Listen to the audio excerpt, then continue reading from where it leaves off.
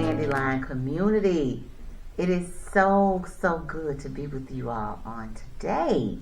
I've missed you all. We took a little break and did some self-love trainings and wanted to come back together to culminate, of course, our last month, which was Love Month, and to enter into spring, blooming into something new, and have none other than the Dr. Crystal DeBerry. Thank you. To join us today to talk about blooming into something. Yeah, blooming into something. But I'm so glad and so honored to have her here with us. Thank you. I really am. And I know that you're going to give us something to definitely consider, ponder, to really take with us as we are approaching a new season. Yes. So I want to tell the Dandelion community a little bit about you. Is that okay? Okay, let's do it. So, Dandelion community, Dr. DeBerry is the innovator of the Incarcerated to Indomitable, and she is the founder of Indomitable Families Affected by Incarceration Incorporated, and the owner of Know With Clinical Strategies LLC. Dr. DeBerry has over 7 years of teaching experience for universities such as the University of Memphis, Union, and Ole Miss. She has obtained a doctoral degree of social work in 2020 from the University of Southern California, a Master's of Science in Social Work in 2009 from the University of Tennessee, and a Bachelor of Arts in Psychology from the University of Memphis in 2006. Dr. DeBerry brings to us a wealth of knowledge with her extensive career and experience in the field of social work, and she is making life better for so many. Who are you talking about? Oh, I'm talking about you. And reading it. Oh my gosh. And I'm telling you, I've heard her speak, and she's none other than everything that I'm telling you about. This is just a tip of the iceberg. Her interests and skills are centered in mental health, promoting smart decarceration, anger management, clinical supervision, life transitions, life skills, mentoring, individual, group, and family therapy. She has been an advocate for clients' rights for clients in the home, community, and school settings. She brings a wealth of knowledge from having conducted trauma groups for clients diagnosed with PTSD or other similar symptoms related to witnessing violence, extreme stressful situations, and or being a survivor of physical, sexual, or emotional abuse. My goodness, Dr. DeBerry. My goodness. That trauma, those ACEs. Yeah. Wow, to have you in our city to offer such supports and resources and therapy says a lot. And that's why I want to bring you on. I needed Memphis to know that you existed. Thank you. Okay. All right. That's not all, ladies and gentlemen. This is the fun part. She's a mother of 5 and enjoys, now you know she's my girl if she enjoys this, dancing and providing therapy, studying her genealogy, and traveling. So I present to you Destination Dandelion community, none other than the Dr. Crystal DeBerry. I appreciate you. I really do. Yes.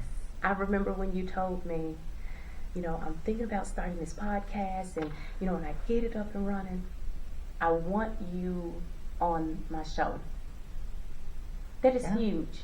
Yeah. Right? To just I'm gonna start a podcast, and then I want you on the show. So I definitely feel honored and privileged to be here, for you to even think of me. This is your baby, right? And I know you now. You're not just letting anybody on here. So I appreciate that. I really do. And let me, talk to your followers, your viewers, and things like that, especially as it relates to the topics that you have been addressing, and all of that, because our community definitely needs healing on so many different levels. Well, thank you so much for that. You almost made me Ooh, well, look, I remember that conversation. It was just a vision, a thought, a dream, an idea, and to have it manifest itself and come to fruition, I'm so grateful. It is a God thing, to say the least. And I remember hearing you speak, and I had goosebumps. We were at you were speaking to social workers. I think we were at Rust or Lane, one of the two. And I was just so moved and inspired and motivated by you and the work that you do in the community. You are a servant leader. You are a change maker. You are a transformational leader. And I try to surround myself, or at least be in the know of people who are in that same space, because we have a heart of something that people don't understand. Oh, you are so right. Yeah. It's a type. It is. Yeah. And it's almost like when people ask, like even when we were just discussing our day and the things that we even have coming up, right? And the energy, where do we even get the energy to do this? So when you say it's a type, definitely. Because when people ask, D-Berry, how do you do? God, it's a bold faith walk. Like you said, it's purpose in this. And all I think for the both of us is that we know we can't stop. Right. Because it's work to be done until the end.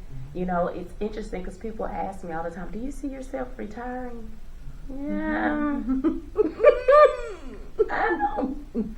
And not even in just a bad way, but I actually like what I do, even though it was something I never thought I would do. Or had the skills to do. Wow. Because when God said, I needed you to start a nonprofit and help families impacted by incarceration. No. God, maybe you forgot. When I was getting my master's, my population was 18 to 24, those aging out of the foster care system, and I wanted to create homes for that population and teach life skills. You taking me to, a whole nother dimension and universe, and how can you retire from that? Wow. And it's so interesting because when I meet other people, in the reentry space or the mental health space, you don't really hear retirement. It just looks different in how they're serving the community. Wow. So it's a lot of work to be done. So much work to be done. And talk a little bit, tell the Dandelion community a little bit more about what you do. What does your day look like? They've heard about your background, your education, your expertise, a little bit about where your heart lies, but tell us a little bit about your day to day. Oh, wow. Yeah. Before my feet hit the ground, right? 5 kids. So which child needs me and which of the children don't need me, right? Like trying to decide that. Who can I hide from, right? But who do I, needs my immediate attention? But even in just the working sector, right? With Indomitable on a daily basis, just always trying to think of ways to engage our population, ways to serve them, right? What needs do they really need? Right. So we're always talking about topics for our free group therapy sessions that we offer.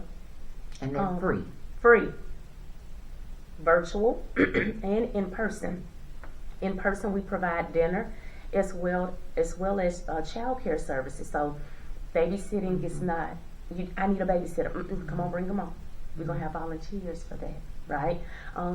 We're going to feed everyone. So now you don't have to stop. So you don't have to hurry up and get off work or wherever you're coming from and pick up the kids. You can just come on, because you really, truly never know, especially for the parents or the adults in a situation, when was the last time they actually stopped to eat? Oh, wow. So we feed them, right? But again, we do, we cross over between virtual and in person. Because sometimes it is okay to be at home. We've learned that from COVID. It's okay to be at home. So we're doing the group therapy sessions. We're in the Hickory Hill Community Center for the kids every Wednesday, 3:30 to 5. Every Wednesday, unless school is out. And even in the summertime, you know, the Hickory Hill Community Center has allowed us to go in the summertime and come and, you know, love on those babies, right? And because a lot of people have a loved one incarcerated. It is so interesting how, you know, we're out in the community, and when we're talking about incarceration, oh, I don't know anybody, or that's not me. And I'm thinking, honey, I hate to say this about my city, but we're in Memphis. We all know someone or have someone incarcerated, have been incarcerated, still healing from the re-entry process, and that is our mission, you know, for Indomitable. It's the whole re-entry. Technically, that process never ends. Even for my husband and I, you know, when he came home from prison, it's still a thing of whether it's, you know, his mindset or, okay, well, we can't do this because of your background. It's still a thing. Doesn't matter how much money you have, how much money you don't have. It's still a process. Right. He's still having to rewire and retrain his thinking from those routines and processes that he learned over time. Right. And not even just from the incarceration piece, but you have to remember that a lot of trauma starts in childhood. So, and not that there's anything particular that has happened, but in general, trauma for all of us starts in childhood, right? And a lot of times we don't even recognize it. So we're always trying to just think of ways to serve our population. And again, like I said, engage them. And then De Novo Clinical Strategies, the mental health agency, that is for anyone in the community who wants to receive that one-on-one therapy, couples counseling, family counseling, and things like that. I am thinking about doing parenting groups because our kids,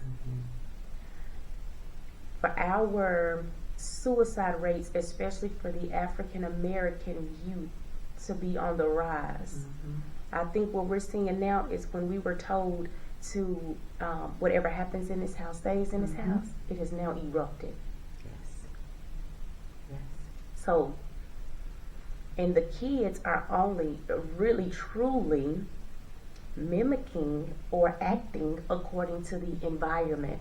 Now, when I started doing therapy, maybe 10, 15 years ago, working with youth, right? You know, sometimes I can look at the kids and be like, oh yeah, it ain't the parent, it's the child, right? But no, now I'm saying, no. It is more so the parents. Not to blame the parents. Right. There's a lot of different components to that, right? It could be a matter of the child is just not deserving of your parenting style. So now we have to set boundaries. We need to make sure we follow through with said consequences.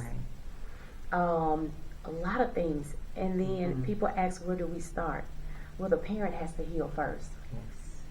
And a lot of times parents just want to sit the child, you know, in the room for therapy or in front of the camera for therapy. And they're not healed themselves. Absolutely. So all I'm doing is taking a child and I'm going to use the words of cleansing them and then putting them back in muddy waters. That doesn't make sense. So parenting recycling. groups, it is. That's it. Parenting groups. 5 kids. I was snapping because that is a space where I dwell often, and I see the need. First, I see the hope. I try to start off from a strength-based approach with positive intent, and parents want to know. That's it. They do. The education. We weren't given a manual. We don't know.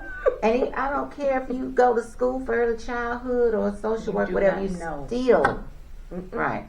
And so if we can start in a space of meeting parents where they are. That's it. And not stop the blaming. I loved it when you said that it's not their fault. But offer parents ways to learn different strategies. Maybe try something other than what you were taught. That's it. Let's look at a different model and try that. But you're on to something there, you know. I often, you know, I love the flower of the dandelion, and I'm always That's my analogy, my go-to. And even today, I was thinking about we're in season, about to enter into spring. And when I think about the dandelion and in this season, I think about how they are preparing themselves to bloom. Yes. And it made me think about, okay, where are we? When we think about social emotional intelligence, and when we think about that space right now in our city, even as parents think about their children, thinking about the summer months, what are they going to do? Right. Even as the community is thinking, oh my goodness, it's about to get warm. What is there for young people to do? Crime rates increase. It makes me think, okay, what, or why? Why do the seasons come and go, and the dandelions blossom, but it's a cycle. It's a cycle. Yeah. They go from the seed, right, to the bloom, to those individual seeds on the ones that we blow and multiply. Right. But I think about that to equate it to what you said about generational cycles. Where do we, as a community, or how do we begin to interrupt that cycle? Where do we interrupt that cycle and begin to change the trajectory of where we see our young people headed? A lot of people say they've given up hope. I've heard that. I have heard that out of many voices. That's almost scary. It is scary. But from the work that you do, from the families and parents, men and women and children that you serve, and for those that may be listening that feel like I have given up hope, we're getting ready to move into a new season, and I don't see anything blossoming. It's dead to me. What do you say to them? From a spiritual standpoint, and I'm trying to remember the scripture. It's Isaiah, is it 43:18? Behold, I'm doing a new thing. And I think with every season, we have to recognize that there is a purpose for that. It's a test in that, right? Because we know with tests come testimony. Yes. But with every season, it's a purpose. Think about it. Like you said, the flowers are now blooming, right?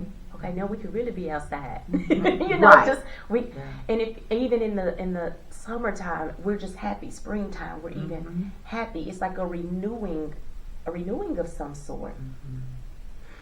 So as the seasons change, I think it's because I like this analogy, and we can get so deep with this, but I don't want to, because I don't want to go over someone's head. Okay. But where do we start in recognizing this is a new season? We don't have to lose hope in this season. Every day that we wake up, right? When it comes to the social emotional intelligence, and if we just look at the definition of recognizing your emotions, someone else's emotions, and knowing how to respond and react to certain situations by combining both of them. Yes. That takes a lot. Because especially now in these times, it is a little dark. It's scary. And especially since COVID, right? Just all the anxiety that's been surrounded around life in general. Then, all the new illnesses that seems to be surfacing. Yes. It's like, what in the world? Yes. But it won't always last. And that's where the hope is. And so the hope, also with the hope, is to just get up every morning and recognizing and doing what you know to do by being aware of your emotions, being aware of your strengths as well, your purpose. Yes. And what do you offer the people around you? Strengths, knowing your strengths, purpose. That's it. Will help to keep hope. Yes. A part of your intention. Correct. Okay. That's big. Knowing your strengths. And knowing your purpose. And knowing your purpose. And a lot of us don't. Right. And that leads me into what I mentioned earlier. All of it's intertwined. And I did some self-love trainings last month with some amazing women. Oh my goodness, amazing women that poured into me, that partnered with me, and we took a deep dive in self-care, self-love, soul care. That's it. And really, and self-love. We did one session on who was your first love, and we talked about what it felt like. And I asked the question, now how do you feel about yourself like you felt about that first love? And most of us were just right. We had to stop and pause and think, I don't know if I felt like that about me ever. Not until recently. When you learned. When I learned, and I'm speaking from Dion. When I learned, but most of us said, oh, I was just totally immersed. Consumed was the word. Right. You know. Yes. And how often do we consume ourselves with loving ourselves? So when we think of purpose and looking at our strengths, all of that goes back into love, loving yourself. And so when you think about the connection of me being in touch with my emotions, really, me caring about how I feel, if I've experienced trauma, it's hard.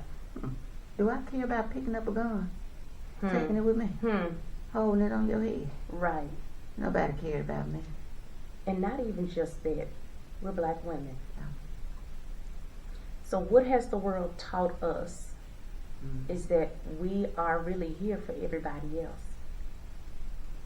That's why we feel guilty when we have to tell people no, and we really truly don't have time. We don't have time for ourselves, right? But just the whole thing of feeling guilty when we have to tell people, oh, I can't today. But then you're still going back and saying, well, okay, I can do this. But we really don't have time. We are, we give the most of our money and time. Just even think about the church. Not a bad thing. But even in the nonprofit world, black women donate the most. They say white men will just give the bigger amounts, right? Like just in a one check. But black women are consistent, and it's something in us regarding servanthood or servitude, but it almost works to our detriment. We're constantly pouring. That's it. Till the cup is dry, and we're still pouring. Until we get to the very end, and it's like, all right, I'm done. I'm tapped out, and then we have an attitude. We're almost bitter. We're snapping at people, and we really shouldn't get to that point. It's like the dandelion has grown dead. That's it. The seed. It the can't stalk bloom. is there, and that's it. It cannot bloom. It's there. But that's it. So how can you love yourself, and how can you even talk about healing the next generation or having hope about the next generation when your world is dark? Absolutely. We cannot do that. And that is so hard when it comes to intersectionality. And again, stopping and realizing who we are, what you are, why are you here, where am I going? Why am I here? And where am I going? Why am I here? What am I doing? What am I doing? And where am I going? And that is every day that you have breath in your body. Because even when you look at some theories down to 80 something, it's still this thing of what did I leave behind, right? For the next generation to take on, to prosper, right? What kind of impact? You don't have to be, well known or famous and things like that. You hear about people in the community every day who have made an impact on people just by simply waking up, making lunches for other people's kids, right? Or taking other people's kids to school, or just by simply listening. The youth now want to be heard, and that's why we acting out. That's a defense mechanism. Acting out is a defense mechanism. Absolutely. I don't know how to say it because really and truly, who's going to listen to me anyway? So let me just act out. And so when you have that lack of self-love, first I've had an adult in my life that struggled and suffered with the lack, who's now modeling what that looks like, and I won't go there next after we talk about what, the generational cycle of that. But I'm going to step back just a little bit and ask you, Dr. DeVere, how does one gauge that? How do you know? How do you know that you're not loving yourself or that you don't see the worth in yourself? How would one know? Because I know people, and I'm not going to say I know people, I'm going to speak for myself. I had a great, successful career, been married, and with my husband, we're going into, this will be year 34, we've been together. It's been work. We've had to take a deep dive in social emotional intelligence, but I had to do it for myself and become self-aware beyond. But even in that, I began to see that I did not love myself. I was depending on my husband to give it to me. So, how does one know? Somebody could have a successful career. Yes. Right? But you still don't nice feel bank fulfilled. account. We see that every day on TikTok and Hollywood. But you still don't feel fulfilled. It. How do you gauge it?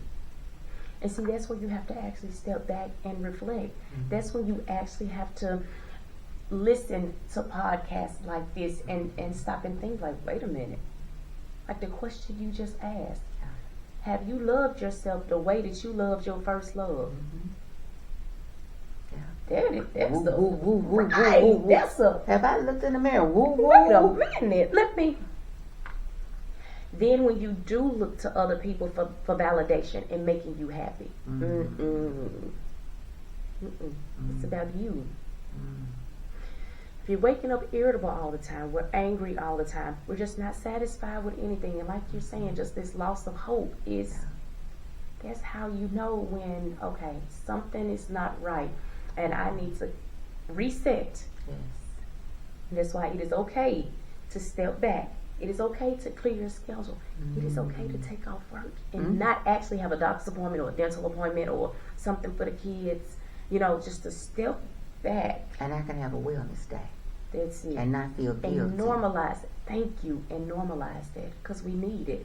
We cannot keep going every day in and day out. We have to stop and reset. Even our phones. Think about it. Our phones. They tell us we're supposed to even turn those off every now and then. And we don't. And then that's why we have to get, new phones every year and a half to 2. I'm speaking for myself. Because I run a phone down. Okay? But we have to step back and reflect. It takes talking as well. People don't really talk. You're giving us a lie. It's sometimes surface. And then sometimes when we're talking, we're not even authentic. We're still trying to make it seem like we have it all together. I was literally just meeting with a cousin over the weekend. And, she was talking about the difficulties that she's experiencing. And I said, girl, you should have saw me in January. Because in January, I didn't know who I was. In January, it was this... I felt blessed but broken at the same time in January. I couldn't explain that. Blessed and broken. And broken at the same time. Like I'm seeing all the good things that God is doing in my life. And I'm like, I know I'm going in the right way. But why am I still feeling like this? It was like my soul was just not even tired, but just stirred up. Like, I'm like, what is going on? And at any moment, somebody could say, hey, Krista, how you doing? Like just a complete, don't ask me that because I don't know. And I literally had to step back a little bit. I had to tell people no, I had to clear my schedule. And I literally, I have created my safe space in my home. My walls are like this jade, soft, pretty green. I have a, they call it the popicin. That's the old school furniture where it's like the little wicker with the little was comfort. The comfort inside of the pillows. Wicker chair. Yes, and it's bright yellow and it's just gray and black in there like a farmhouse look almost. That was me. Like when I close my eyes and I imagine where's a safe space, it's that room. No curtains or anything. I can see straight out my backyard and I love it. I can just see straight up, and I love it. And I had to sit in that room and do nothing. And even my kids know how sacred that room is because they know, do not bring your phone in here. There's no TV in this room or anything. We just straight looking outside. That's it. Wow. And to reconnect and to just stop and sometimes not think about anything. And so in that moment in January, I was like, ooh, I got to figure this out. I've never been there before. And it happens. But like you said, it's a new season. A new season is coming. And when I'm feeling like this, I'm really like, I'm going to God like, okay, what you want me to learn? What you want me to get out of this season? Because I've never felt like this before. I'm feeling blessed. Like I see what you're doing in my life. And I know I should be blessed. But at the same time, I'm feeling like my emotions is all over the way. And I know I ain't pregnant. Like this.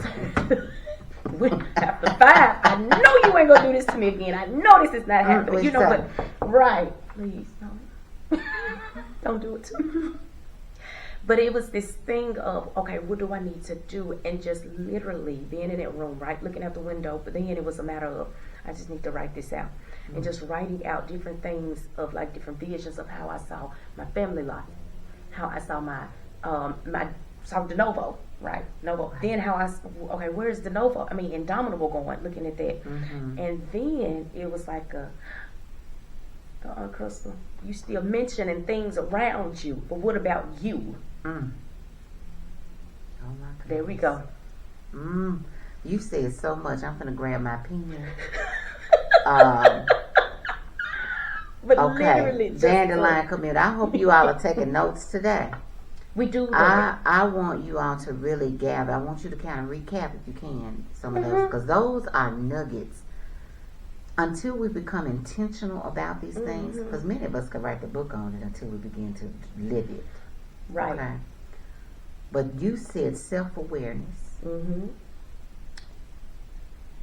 And then you said to begin to stop and observe how you're feeling. That's it.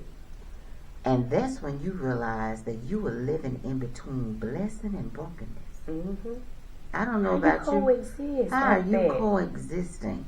And I don't know about you, Dandelion community, but I can relate to that. So, standing in between brokenness and brokenness and blessing. There's an awareness of, I know I'm blessed, but then there's this feeling of, well, wait a minute, it's not aligning.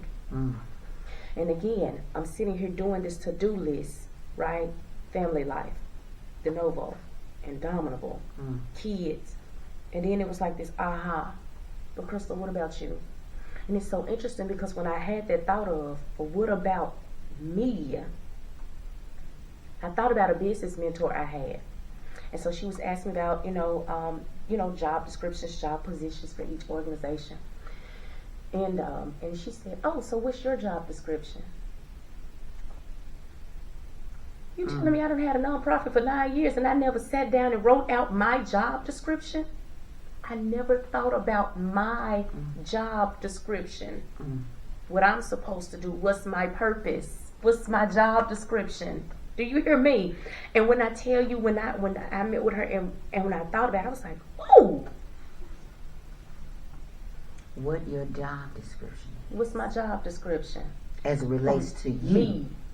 Not the businesses. Right. Not as a mom. Because there's a separate. Oh, it's separate. There's a separation. Wife. Most definitely, yes. But you as an individual person. What's my job with description? Purpose. And think about it. What's on a job description, right? You write your qualifications on there. Right? If I'm drafting as an employer, if I'm drafting a job description, I'm identifying the role you will play. I'm identifying the qualifications I need you to have.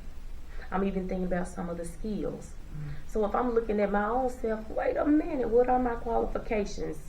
What are my skills? And this is without comparing yourself to somebody else. Wow. And that takes you right on back up to knowing your worth. That's it. To be able to stand in the mirror and say, I love you. That's it.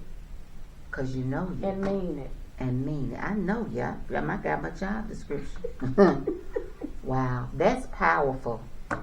when I had that moment, it was like, out of everything, when you're reading the Bible, and I'm like, who is that, right? But at the end of the day, it's still, who am I, even independent of those things that you read off. And so when it comes to social emotional intelligence, you have to know who you are to even begin to understand other people. Absolutely.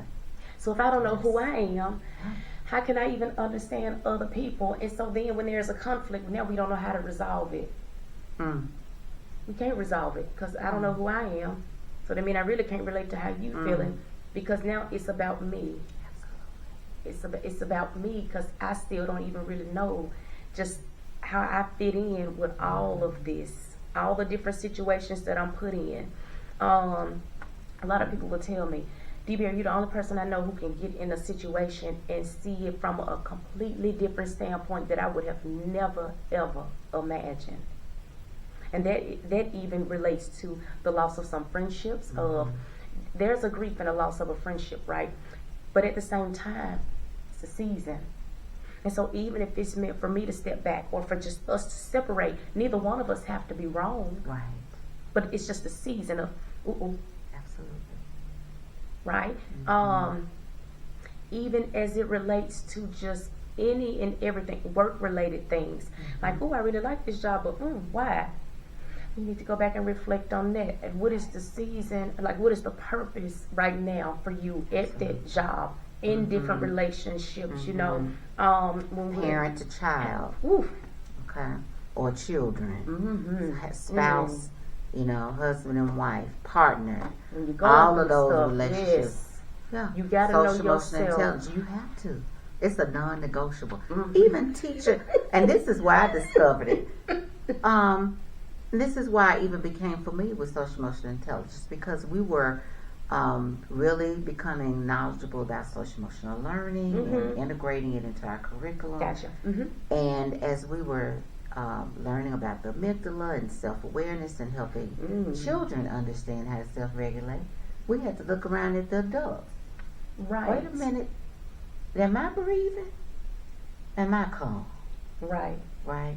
I had to make sure that I was modeling and coaching what I am asking you to deliver and practice. So you're exactly right. There is no way you can show up if you're not showing up for yourself. That's it. You can't show up for others. And that includes for your kids too. Yes. So now when we're looking at all the kids, you know, acting out or doing different things that don't make sense, it's because we really truly, like you said, have not modeled that. Right. We have not modeled that self-care or that self-love for us to be mentally and emotionally and socially healthy. Right. And Because that's it. we'll go. And like you mentioned earlier, it's historical. It is. It's cultural. It's generational. It's taught. Socially constructed. That's what we call it. It's socially constructed, right? Where society teaches us to act like this or to do these things. Some are good, some are bad though. Because when you have a society who now feels bad for self-care days. Yeah. Guilty. I have a therapist. I was looking at her schedule. I saw chiropractor appointment. I saw, clinical supervision appointment. I saw therapy appointment. I'm like, girl, you better be out. You better put that on your schedule. Wow. You better put that on your Dandelion schedule. community. I have my notes. I hope you have yours. Dr. DB, I want to end with asking you this question. So, with gaining understanding of social emotional intelligence and seeing how all of this aligns with loving yourself, it aligns with your worth. We'll see it on t-shirts. Know your worth and add tax. Right. Self-care, soul care. All the cute words. All the cute words. And as we're looking at a new season, and we're wanting to not just survive but to thrive. What are the benefits? What are the benefits? You don't feel weighed down. Boundaries. I like being in this season of when people say, "Can you?" No, that ain't on my schedule today. Oh. So saying no. Saying no. But saying yes to you. Yes, and being okay with that. And being okay with it. Other benefits. You won't have headaches. Let's talk about the weight gain, especially in our midsection.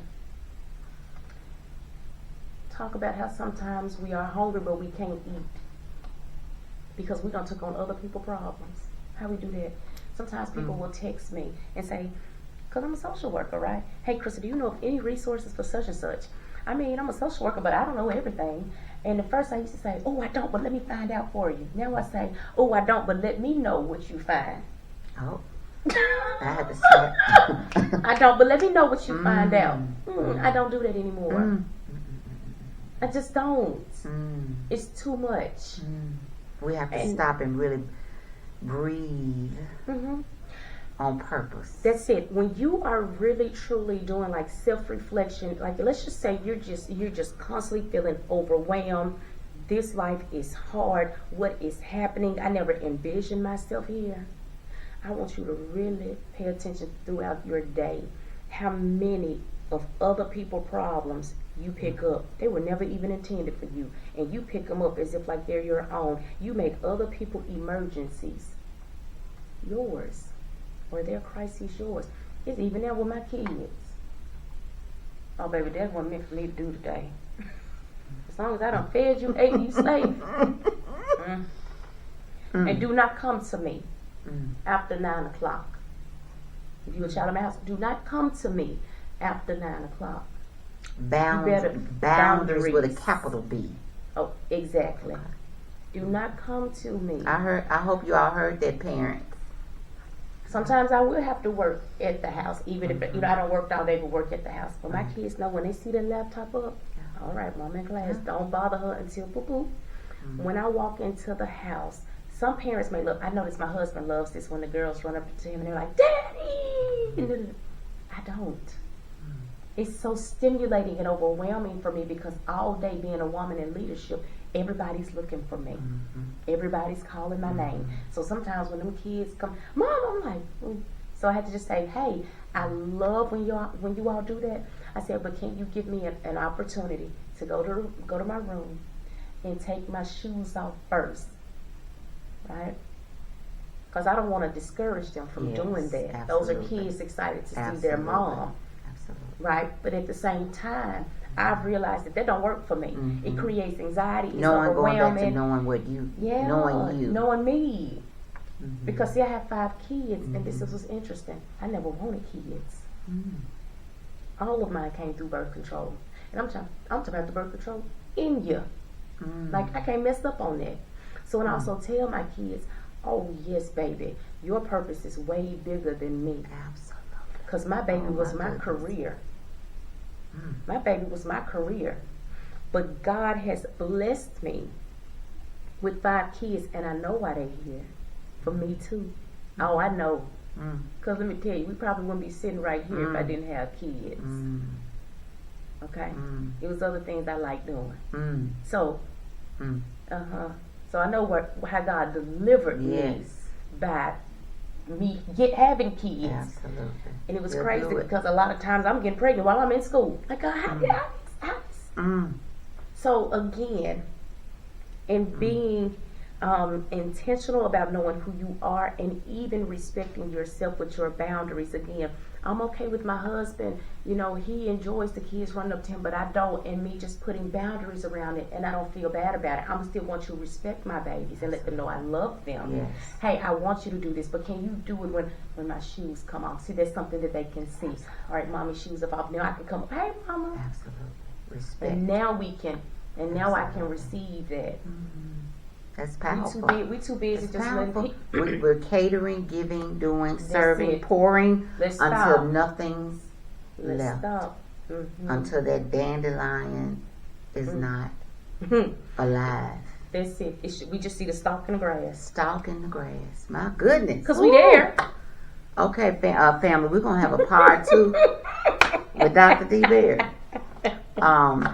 So give us 3. I've taken so many notes. Oh my goodness, I'm going to put this on the website as well. Okay. But community, before I ask Dr. D. Bear to share with us 3 things that she wants us to take away with us and begin to move and act on, a call to action. I want you all to take heed to something she said. She mentioned a mentor. If you don't have one, find one. Mm-hmm. I have a business mentor. I've got a therapist. I have a professional mentor. Mm-hmm. And she mentioned therapist and boundaries. Those are three things that I have really taken away. So I'm going to ask you if you would share what are three things that you want the listeners to remember and to take action on. To stop. Even if it's just for 15 minutes tomorrow, immediately.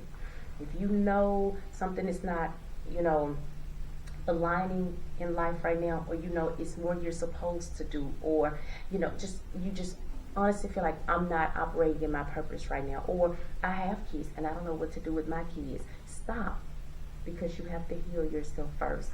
So just stop and make a list of those things that maybe I need to improve on.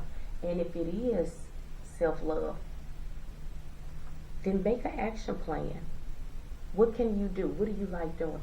Oh, I'm doing a cooking class on Monday. This ain't gonna ever folk. Look, because let me tell you something. I'm going to a cake making class.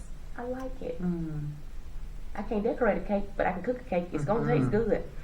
Doing those things that we really truly like to do. What makes you thrive? So a self-love action plan. That's it. Stop is number one. Because you need to figure it out and think about it. There's so many times I ask women, what are your hobbies? Ooh, they don't know about the hobbies. Have a client, I've been working with her for 2 years, and she said, girl, I like tennis. Never played it when she was younger, anything. She said, I used to watch it, but now she's in it, and I'm progressing tennis. She said, I would have never thought about that. Wow. I would have never thought going to a cake making, like a cake decorating class. But I like it. It's like therapy. Right. Yeah. I even like decorating my house. I never, my house has always been nice, but I really find enjoyment in that. Right? Just those little things of printing out colors and looking at the little colors. I love stationery. So not only am I just stopping and I'm writing it on paper. Oh, no, I love my Franklin Covey. So your job description has all of these. Listen. Woo! Because I know what I like now. Because I was able to stop. I don't even have to get to 2 and 3. Because when you just one, when you stop, and I'm talking about really stop and do by some yourself. Self-reflecting. And just go outside with your shoes off. Get a universe, that energy that you don't want no more, but then take what God is trying to put in you, or has already actually put in you. You just suppressing it, or you just not doing it. Stop. That's it. I don't have to get to 2 or 3. You already did. Stop. Stop, reflect, and do a self-love action plan, which is your job description. Dr. D. Berry, where can the people find you? Where can they get to know you better? Where can they go to follow you? Instagram, Dr. D. Berry, that's my personal, as well as Indomitable, I think it's Indomitable Women, yes. On Facebook, there's Indomitable Women. And then if you just type in De Novo Clinical Strategies on Facebook as well, that's where you can find the organizations. If you have any questions, and let's say you old school, you want to pick up a phone. Forget social media, I want to pick up the phone. It's 901-515-6367. And I don't care what the question is, just, hey, I saw Dr. D. Berry, I got a question about such and such, right? And if I can't help you, one of the other therapists may be able to help you. And, and we're even, thinking about doing a mental health check-in, 30 minutes, no cost. And primarily for people who still have that stigma associated with therapy. Therapy is not about laying on a couch and just let me, talk about X, Y, Z. You talk about everything in therapy. And that's how you also, that's it. And that's how you figure yourself out as well. It's a step to healing. At least it was for me. Yeah. Sure is. I used to run to my therapist. Yeah, couldn't wait. Can't wait. Then I look at her and say, hey, who you talking to? If I'm dumping on you like this, who you talking to? Look, so a lot. Absolutely. A lot. Well, the Dandelion community, now you see, family, why I had to have her come on the Thank show. you. Not only is she so transparent, so organic, such an awesome leader, but so knowledgeable, and you have given us so many nuggets to bloom, to go and bloom in this season. Let's do it. So, Dandelion community, I'm going to ask you all to continue to follow me. You all, I thank you for your support. I thank you for all of your feedback. You all know that you can go to DestinationDandelion.com and learn more. But you can also go to Destination Dandelion on YouTube. And I need you all to subscribe. I need you to go so that we can get the word out. The whole purpose of this is self-awareness. We want to make the community aware of how they too can become more social emotional intelligent. It's about that SEQ, right? All right, we want to know about that IQ, but I'm challenging you all to get your social emotional intelligence in check. So I look forward to Destination Dandelion community for you all to join me next time. And would you breathe with me as we close? All right, Destination Dandelion, we're going to take some breaths with Dr. D-Berry to close us out. On 3, we're going to inhale and then we're going to exhale. 1, 2, 3. Inhale and exhale. Inhale and exhale. Inhale and exhale.